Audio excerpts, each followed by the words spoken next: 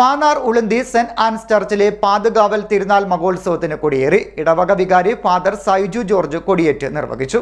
Mannar Ulunthi saint Ans ചർച്ചിലെ പാതുകാവൽ തിരുനാളിന് തുടക്കമായി.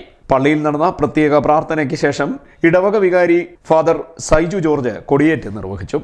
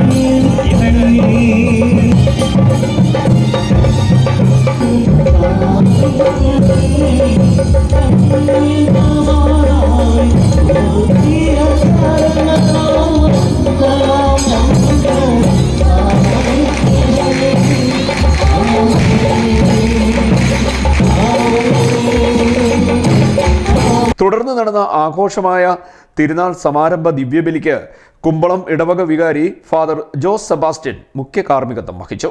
Punalur minor സെമിനാരിയിലെ ഫാദർ രാജു പൗലോസ് വചന പ്രഘോഷണം നടത്തി. ജനറൽ കൺവീനർ ജോസഫ് കുട്ടിക്കടവിൽ, കൈക്കാരൻ ജേക്കബ് തോമസ്, ഇടവകയിലെ നിരവധി വിശ്വാസികൾ തുടങ്ങിയവർ കൊടിയേറ്റിൽ പങ്കെടുത്തു. ജനുവരി 26 വൈകിട്ട് നടക്കുന്ന സമാപന പ്രദക്ഷിണത്തോടുകൂടി പാതുകാവൽ തിരുനാളിന് കൊടിയിറങ്ങും. ന്യൂസ് മാന്നാർ.